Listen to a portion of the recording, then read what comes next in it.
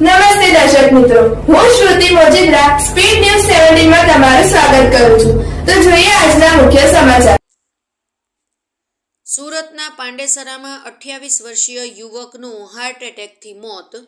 વડોદ ગામમાં રહેતા રવિ મોહનને છાતીમાં દુખાવો થયો હતો. સારવાર અર્થે સિવિલ હોસ્પિટલમાં લઈ ગયા હતા. સારવાર મળે તે પહેલાં જ તબીબોએ યુવકને મૃત જાહેર કર્યો. યુવકને કોઈપણ પ્રકારની ગંભીર બીમારી ન હતી. અચાનક છાતીમાં દુખાવો થતાં મોત નીપજતા પરિવાર શોકમાં.